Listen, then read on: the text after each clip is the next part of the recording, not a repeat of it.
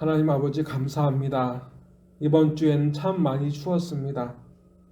가난한 자들이 제일 싫어하는 날씨라 하지만 계절이라 하지만 하나님께서 추위를 만들어 주시고 더위를 만들어 주신 것 또한 우리 하나님 아버지의 선하신 계획인 줄을 믿습니다. 그 추위와 더위 속에서 불평하고 원망하는 죄악을 저질렀습니다. 광야에서의 이스라엘 자손처럼 우리는 끊임없이 불평과 원망으로 우리를 날마다 구원하시며 보호하시는 아버지께 범죄합니다. 저희 죄악을 사하여 주시옵고 허물을 가리어 주시옵소서. 하나님의 선하심을 믿는 믿음 안에서 추위든 더위든 밤이든 낮이든 그 어떤 것이든 은혜가 되는 줄을 믿습니다. 매일 매 순간 하나님께 가까이 나아가게 하소서. 성령께서 매일 매 순간 이끌어 주시옵소서. 오늘도 우리를 예배로 이끄신 하나님 아버지, 이 예배 안에서 저희가 장례를 보며 이 예배 안에서 저희로 하여금 영광을 받으시는 아버지를 배우게 하옵소서. 우리의 찬송과 기도를 받아 주시옵소서. 이 시간 아버지의 생명 말씀을 먹여 주시옵소서. 나사렛 예수 그리스도의 이름으로 간절히 기도드리옵나이다. 아멘. 오늘 우리 하나님 아버지께서 우리에게 허락하신 생명 말씀은 신약 110면 누가복음 10장 17절부터 20절까지의 말씀입니다. 신약 110면 누가복음 10장 17절부터 20절까지의 말씀입니다. 함께 교독하시겠습니다. 70인이 기뻐하여 돌아와 이르되 주여 주의 이름이면 귀신들도 우리에게 항복하더이다. 예수께서 이르시되 사탄이 하늘로부터 번개같이 떨어지는 것을 내가 보았노라. 내가 너희에게 뱀과 정갈을 밟으며 원수의 모든 능력을 제어할 권능을 주었으니 너희를 해칠 자가 결코 없으리라. 그러나 귀신들이 너희에게 항복하는 것으로 기뻐하지 말고 너희 이름이 하늘에 기록된 것으로 기뻐하라 하시니라. 아멘. 말씀을 보게 되면 누가복음 10장 1절부터 시작되는 예수님께서 70인의 제자를 파송하는 것이 이제 이렇게 열매를 맺습니다. 귀신을 몰아내며 병을 고치는 70인에게 허락하신 영혼 구원의 사역들이 이루어지는 그들은 예수님 앞에 나와서 이렇게 보고를 합니다. 과연 예수님의 말씀대로 능력이 있어서 예수님의 말씀으로 예수님의 이름으로 기도할 때마다 귀신들이 항복하고 병들이 낫고 예수님께서 이렇게 말씀하십니다. 사탄이 하늘에서 추락하는 것을 보았노라고 말입니다. 예수님께서는 이어서 이렇게 약속하십니다. 19절입니다. 내가 너희에게 뱀과 전갈을 밟으며 원수의 모든 능력을 제어할 권능을 주었으니 너희를 해칠 자가 결코 없으리라. 아멘. 예수님께서 제자들에게 뱀과 전갈 두 개도 불구하고 그 모든 것을 두려워하지 않을 능력, 그 주님의 완전하신 보호하심을 약속하셨습니다. 그리고 주님께서는 그들을 죽이려는 모든 원수의 능력을 제어할 수 있는 능력을 주셔서 그 누구도 70인의 제자들을 해하지 못하게 하실 것이라고 하셨습니다. 그리고 이어서 그 제자들에게 이렇게 말씀하셨습니다. 그러나 귀신들이 너희에게 항복하는 것으로 기뻐하지 말고 너희 이름이 하늘에 기록된 것으로 기뻐하라 하시니라. 아멘.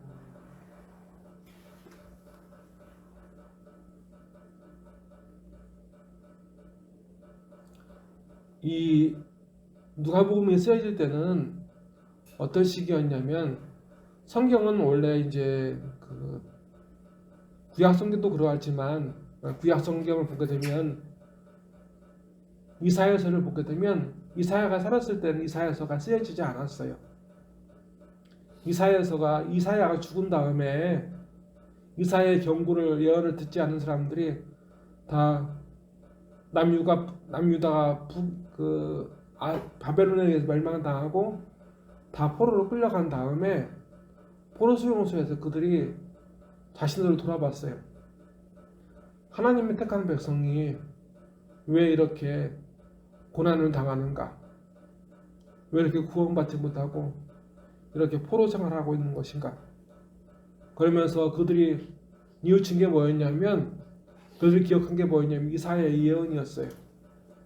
그때 우리가 이사야의 말을 들었더라면, 그러면서 이사야가 이야기했던 그 예언들을, 그러니까 파피루스나 낭피지에 기록하게 된 것이 이사야서입니다. 그것과 같이 지금 이사야서는 구약인데 신약을 보게 되면 그 초대 예수님이 살아계실 때하고 제자들이 사도들이 있었을 때는 서신들이 없었다고 이야기를 해요. 복음서는 원래 없었대요. 복음서가 책이 두루마리가 없었다는 거예요. 두루마리가 없었는데 이제 어떤 상황이 생겼냐면, 예수님도 승천하시고 그리고 예수님의 제자들도 순교했어요.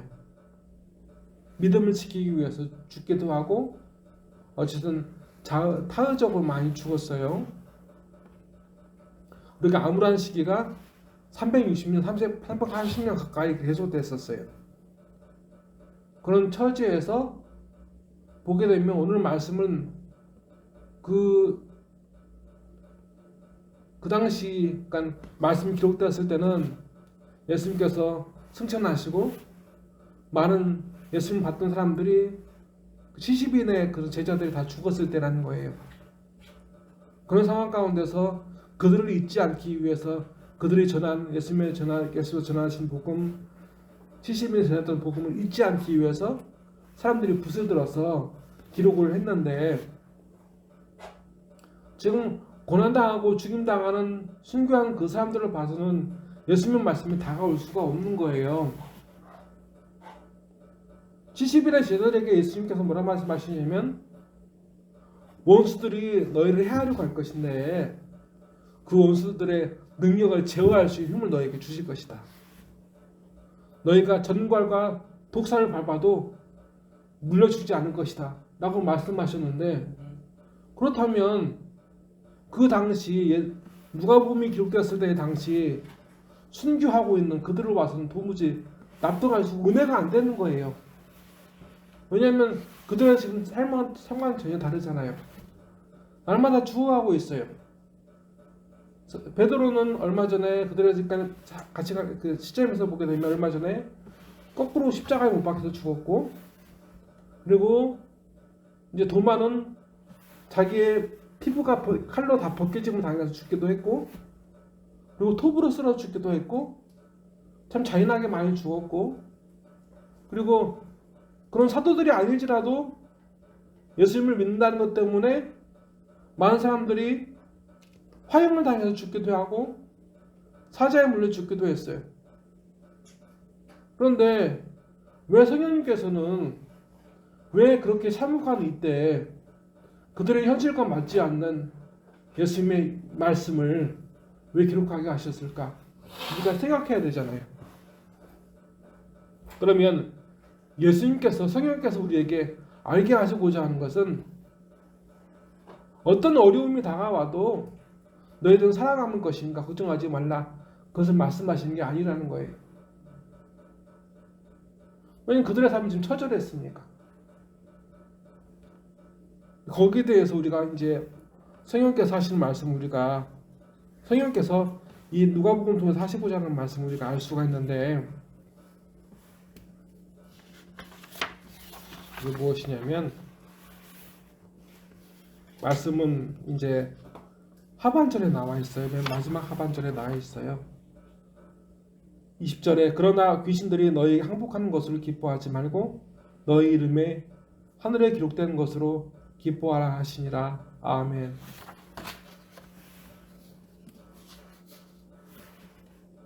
앞서 이야기했다시피 참 참혹했어요. 사도 바울은 아직 예수님의 그 동생 야고보가 순교했지만 많은 사도들이 살아남았을 때 사도 바울도 이제 사도로 부르심을 받아서 선교 활동을 했어요. 근데 사도 바울은 뭐라고 이야기했냐면 마치 하나님께서 우리를 죽이시기로 작정하시고 낭떠러지로 미시는 것 같다고 이야기할 정도로 삶은 참 처절했어요. 근데 그렇게 처절하고 힘든 사람들에게 예수님은 이렇게 오늘 마지막 절의 말씀을 기억나게 하셨어요. 귀신을 이기는 것으로 기뻐하지 말고 너희 이름이 하늘에 기록된 것으로 기뻐하라고 말씀하셨어요. 그러면 예수님께서 하신 말씀은 하나님께서 우리 이름을 기억하는 것으로 인해서 기뻐하라는 말씀이에요. 하나님께서 우리 이름을 기억하신대요. 하나님께서 우리를 알아주신대요. 그게 그 고난당한 사람들에게 힘이 되었어요. 달라지는 건 아무것도 없고 더 참혹하고 힘들어지는데 그 상황 가운데서 어찌 보게 되면 답이 없는데 그들에게 힘은 뭐냐면 하나님께서 이런 나를 알아주신다. 이렇게 되는 일 없고 안 되는 일밖에 없고 처절하고 힘든 상황 가운데서 예수님의 이름을 의지해서 살아가려고 하는 자기를 알아주신다. 그게 그 사람들에게 힘이 되었대요. 내 이름을 기억하여 주신다는 것. 만약 대통령이 내 이름을 알아줘도 좋을 것인데 대통령보다 온 세상을 주관하시는 하나님께서 내 이름을 기억하신다는 것. 그리고 그 하나님께서 하늘에 계신 하나님께서 내 이름을 기억하고 계시고 나에게 상을 주실 거라는 그 사실. 그 사실 때문에 이 참혹하고 힘든 시기를 겪는 그들이 견딜 수 있었대요. 10년도 아니고 20년도 아니고 380년 동안이나 그 수많은 시간을 견딜 수가 있었대요. 기독교 역사를 보게 되면 핍박과 억압의 시기를 겪고 있어요. 뭐 기독교인의 배타성이 그렇게 순교를 낳게 했다는 그런 말도 있긴 하지만 어쨌든 그처럼 2000년이 넘게 순교와 억압을 당하고 있어도 하나님께서 나를 알아주신다는 것, 기억해 주신다는 것, 예수님 말씀에 의지해서 많은 사람들이 그 기쁨 때문에 견뎌낼 수 있었고 그것에 그 사실에 위로를 받고 살아갈 수가 있었다고 말씀은 우리에게 가르쳐 주십니다. 주님께서는 우리에게 그것을 선물로 주셨어요. 오늘 말씀을 통해서 때로는 내가 하는 일 잘 되지 않고 내 뜻대로 되지 않고 정말 나를 구원하시는 하나님이 어디에 계신가 할 정도로 힘들고 어려울지라도 주님께서 주님의 이름으로 살고자 하고 견디고자 하고 이기고자 하는 나를 기억하신 줄 믿고 그것에 위로가 돼서 사시길 주님의 이름으로 축원합니다. 그리고 주님의 말씀대로 살기 위해서 오늘도 우리에게 상을 베푸신 하나님을 기억하면서 한 발짝 한 발짝 하나님께로 나아가는 삶 사시기를 주님의 이름으로 축원합니다. 아멘. 기도하시겠습니다. 하나님 아버지, 늘 우리의 삶 가운데 함께해 주시는 하나님의 은혜로 인하여 감사드립니다. 우리 인생에 추위가 있고 더위가 있습니다. 밤과 낮이 있습니다. 우리를 구원하시는 하나님이 어디 계신지, 우리를 사랑하시는 주님은 어디 계신지 도무지 믿겨지지 않을 정도로 이 추위는 뼛속까지 들어오고 이 폭염은, 인생의 폭염은 우리로 하여금 지치게 합니다. 많은 사람들이 죽었고 고통을 당하는 그 처지에서 성령께서는 그들에게 큰 위로를 주시고 우리에게 위로를 주시고자 하십니다. 하나님께서 알아주신다. 하나님께서 기억하신다. 하나님 아버지, 우리가 이 사실을 의지하여서 위로받고 회복되게 하여 주시옵소서. 이 시간 들어지는 예물을 기쁘게 받아주시고 우리의 찬송과 기도를 기쁘게 받아주시고 우리가 아버지 앞에 더 진실하게 더 믿음이 성장할 수 있도록 우리의 삶이 성숙할 수 있도록 우리의 믿음이 성숙할 수 있도록 축복하여 주시옵소서. 전쟁과 기근으로 힘들어하고 있는 우리의 지체들을 불쌍히 여겨주셔서 미얀마와 우크라이나와 그리고 많은 나라에서 고난당하는 아버지의 자녀들을 불쌍히 여겨주시옵소서. 우리를 불쌍히 여겨주시옵소서. 나사렛 예수 그리스도의 이름으로 간절히 기도드리옵나이다. 아멘. 지금은